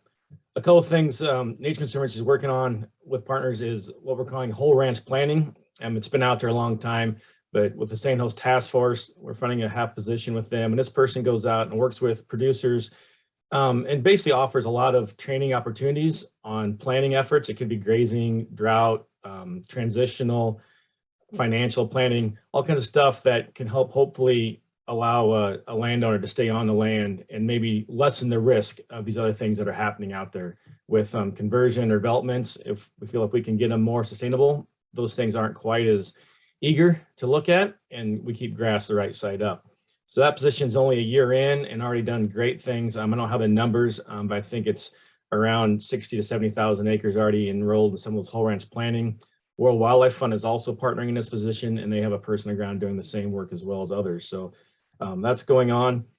And the other aspect that Nature Conservancy is working on is, we just heard about the prescribed fire work for Pheasants Forever. We're partnering some of that work. We've hired a burn boss a couple of years ago, and that position is working out with private landowners, really focusing on a lot of landowner trainings that are going on, but really teaching those landowners how you can implement safe prescribed fire with a focus of eastern red cedar woody encroachment control. And again, following that great model down south is how do we get landowners out there burning on their own in a safe way to really expand our woody encroachment work in there. We'll be in the process of hiring another burn plan writer here in the spring through a grant from NRCS and that to really help, as Andy Bishop just said, alleviate some of the pinch point of burn plan writing to allow that work to happen in there as we implement those on the ground. And the last thing I'll mention, on the fire, the other aspect of that job is really working on that cultural shift. It's been amazing to me in the last 3 to 4, even 5 years, how much more prescribed fire we've got on the ground through partners out there. 5, 10 years ago, and it's still out there. A lot of people didn't like fire for what it can do, but really through the partnerships of changing that cultural shift, which to me is really exciting because as we just saw, where we need to get to in 10 years, it's going to take a lot more of that. So it's exciting to see that happen. And on that regards, we use a lot of our lands that we have. We have 2 preserves, the Niobrara and the Platte River Prairies, that we demonstrate. Either it could be grazing practices, patch burn grazing, anything like that on there. And we can use those as core areas and use those to host events and that as we start expanding our work out across Nebraska. I think I'll leave it at that, Sarah, and allow room for questions. Awesome. That is wonderful. Thank you so much for your perspective, Rich. We are going to highlight our last panelist, that is TJ Walker with Nebraska Game and Parks Commission. So go ahead and share your information, TJ, and then we'll be able to have questions from the audience, and we'll be able to have a nice conversation. All right, thanks, Sarah. Thanks, other panel members. From an agency standpoint, we'll be providing technical assistance wherever we have staff and we're available. We'll also be providing probably at least $1 million a year in financial assistance through our PR Grouse program and Legacy, among other programs as well. But more importantly, I think we'll try to be whatever is needed. You know, wherever we can contribute, whatever way we can do that, you know, we'll be working with the partners to make sure we can keep this stuff moving forward in a positive direction. I'm going to go ahead and go over kind of some what we do have and what we don't have, and I wrote them in a different order. I'm going to do the negatives first. What don't we have? We don't have enough boots on the ground, or do we? I mean, we have places in the state where we probably do. We just aren't quite doing everything efficiently and effectively as we can. But we will identify those areas where we need boots on the ground and work to get more positions out there. Coordination and information, the partnerships we have, you know, we're coordinating fairly well. This is a great process we've all been through with this Great Plains Grassland Initiative stuff, and we're now starting to get that information out, and that's going to be a key step in this. We don't have time. If you've ever seen the maps of the 2008 and 2018 tree coverage in Nebraska, those are pretty scary to me. I don't want to see what 2028 looks like without us doing what we can between now and then. So we're going to really be pushing to move things forward quickly if we can. Prescribed fire capacity. A couple partners mentioned that and mentioned things that are coming along to help address some of that. We're going to continue to try to address that as well. And one thing I'm the most worried about is having enough contractors out there to do all the tree removal work. And hopefully it's kind of if we build it, they will come type of thing. If they're seeing an opportunity out there, hopefully we'll see more contractors, larger operations within existing contractors, things like that. So what do we have? We have amazing grassland landscapes in the state of Nebraska, from the eastern tallgrass prairie to the mixed grass prairies, sand hills, sand sage, which is often a forgotten area. We're going to start getting some work going there. And of course, the short grass prairies. We have amazing landowners with pride in their lands and hopes for their future and for the future of their operations to continue with their descendants. We have amazing partnerships. Congratulations, Kenny and Fish and Wildlife Service, on the award today. It's well deserved. But we have amazing partnerships and can-do attitudes and dedicated resource professionals across the state in all of our partners. We have amazing science. The UNL stuff, the Eastern Red Cedar modeling stuff has been absolutely amazing, but we also have grouse modeling going on, and we have the land bird management plan, which is going to be presented later. Those tools will be great in documenting what we do, as well as helping us figure out where to work. We have amazing opportunities. This Great Plains Grassland Initiative should lead to more of those even, but funding opportunities, partnership opportunities, things like that, which gives us room to grow. And I stressed this last year and in previous years about changing lowercase we to capital we. We're always looking to bring more people, more partners into the fold, and really make this an effort that, you know, will truly be a Nebraska effort, not a Game and Parks effort, not a partnership effort, but a Nebraska effort. And one final statement: we can do this. We've got the resources coming. We've got the, you know, we'll get the boots, we'll get the fire. We can do this.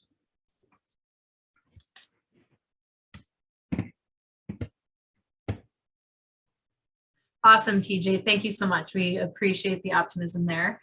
What I'm going to do is I'm going to go ahead and spotlight the whole panel for everybody. And I think I'm going to kick it off with one question that I received personally to me. Anyone can type in a question if you'd like, or you can raise your hand. But I got a question that says, this is a significant change in approach for managing woody encroachment. When was the last time we saw something this significant for managing our grasslands? How does the Great Plains Grassland Initiative differ from those past conservation efforts? So I will highlight the panel. Anyone is allowed to unmute at any time if you want to try to help answer that question.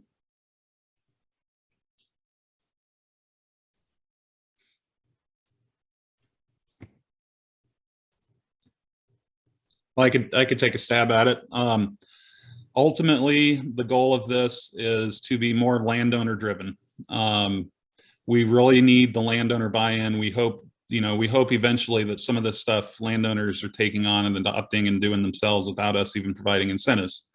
Get the word out, get the information out, and really have landowners be the key part of this. Not that the conservation organizations and professionals aren't going to be important, aren't going to be involved, but that cultural will and landowner driven side of things is something that we're really hoping to have take off on this. One thing I see with this is that's exciting is that it's, a multi-state effort in concert, looking at, the grasslands of the Great Plains and looking at similar approaches through a multi-state effort. And I think that's an exciting part of the approach to consolidate those efforts with similar approaches. So.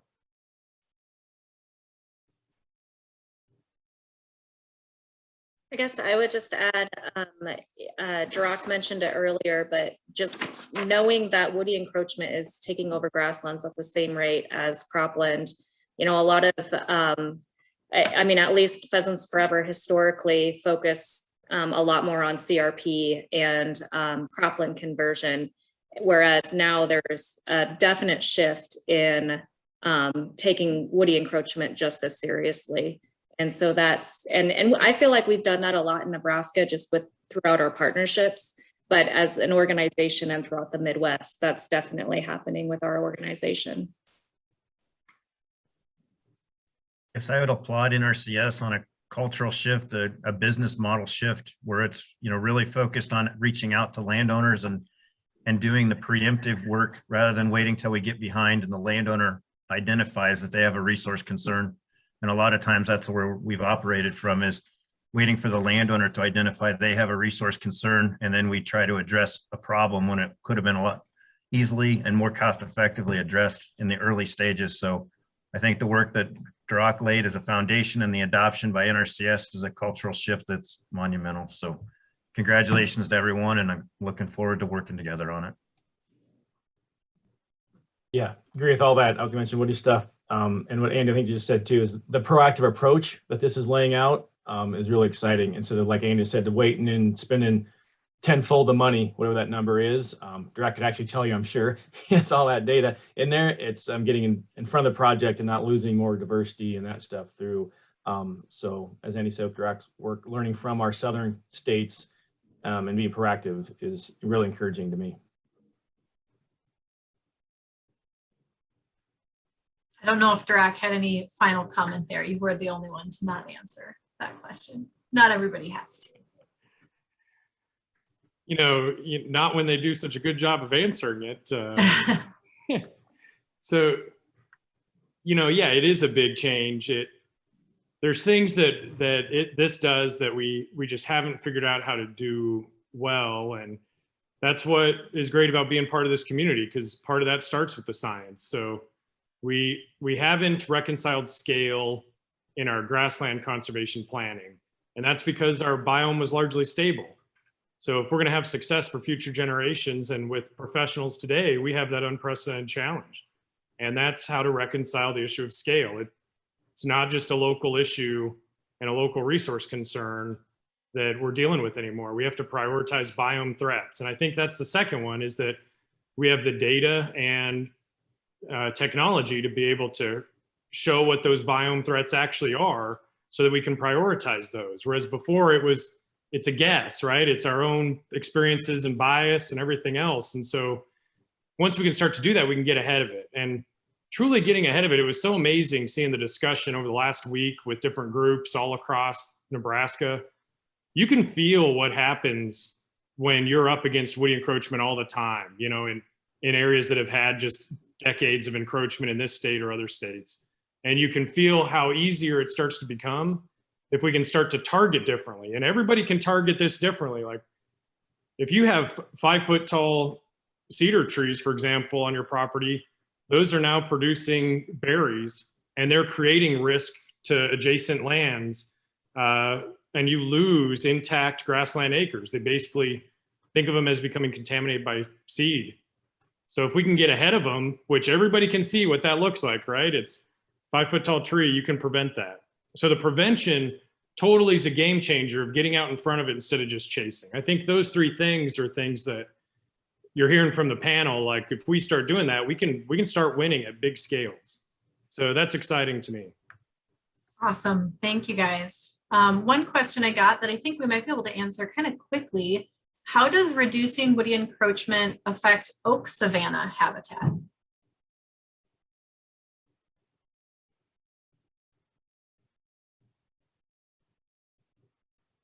No one's going to take that one, TJ? Wrong panel. No. Obviously, you know, I've been expressing concerns about cedar, especially cedar encroachment, but other invasives as well within our woodlands for a long time. As we've been talking about grasslands, we've kind of been looking, you know, we've been standing with the woodlands at our back now instead of maybe the other way around. But we're not totally ignoring them. We're still working on that front as well. Oak woodlands, large areas of the state, oak woodlands and other woodlands are being taken over by cedars just like our grasslands are. And in a lot of cases, they're already 30 years ahead of where we are in our grasslands. So there's, 30, 40 foot tall trees literally right up to the canopy.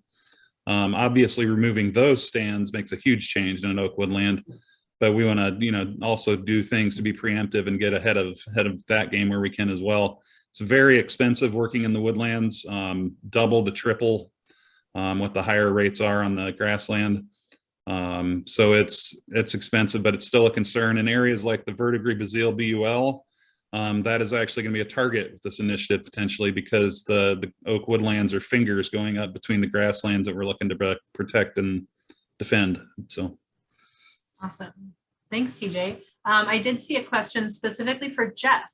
It says, how will the 1.2 million be used in relation to money set aside for NRCS for Working Lands for Wildlife initiative? Will the Working Lands for Wildlife monies come from that 1.2 or is it additional?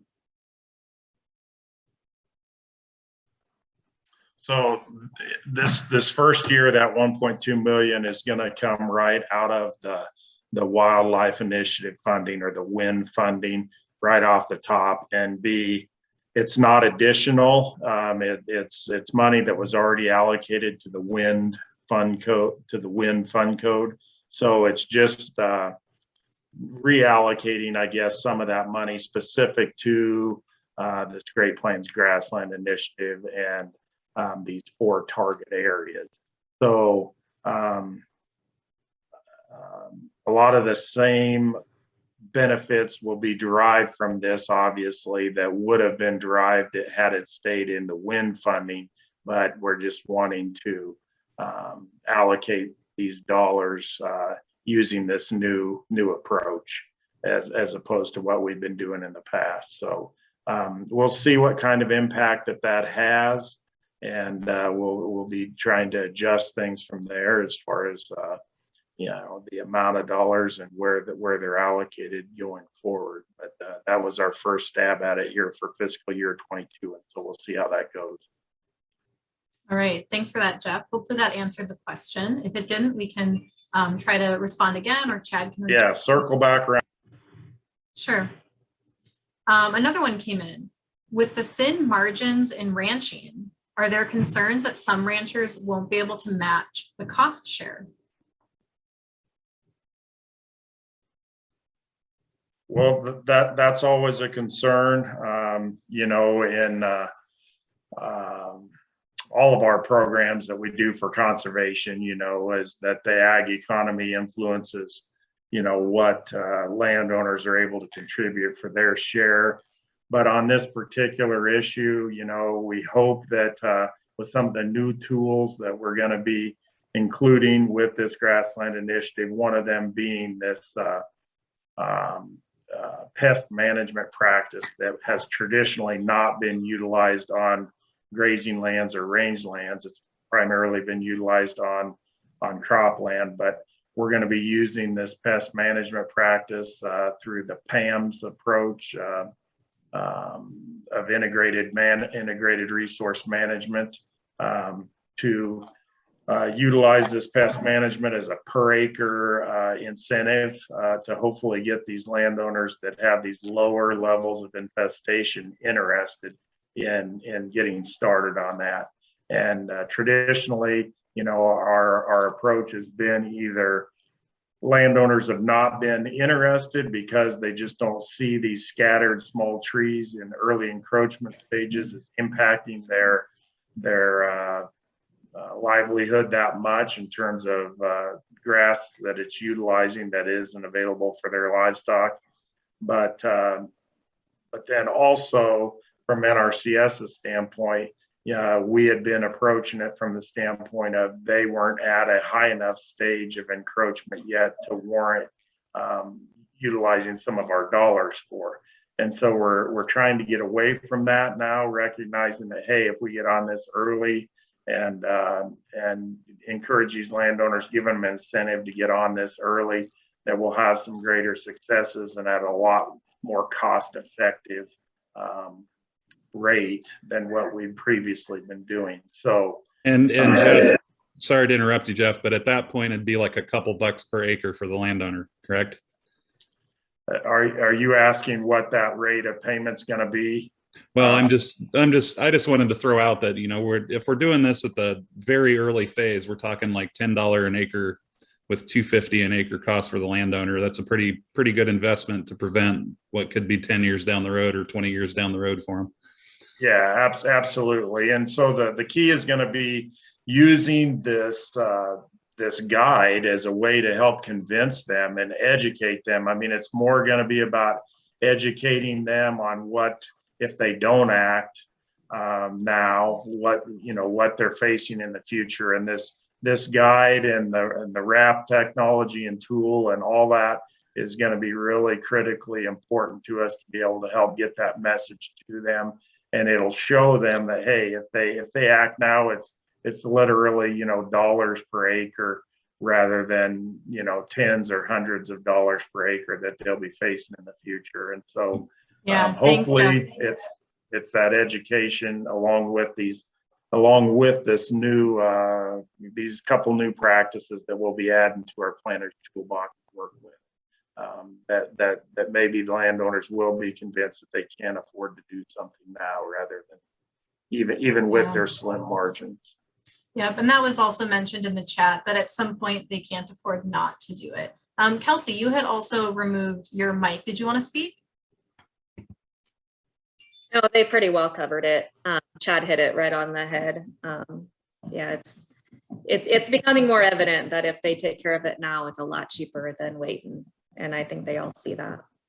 I'll add that if we were to get to a point where, you know, we're growing a core and we get up to something that's going to be pretty expensive per acre, and we have a landowner that literally cannot afford to provide the 25% cost share, there will be other options where other partners can pick up some of the non-federal portion, for example. So we can be a little flexible there, but typically speaking, yeah, we'd be looking at the landowner providing 25% in that range.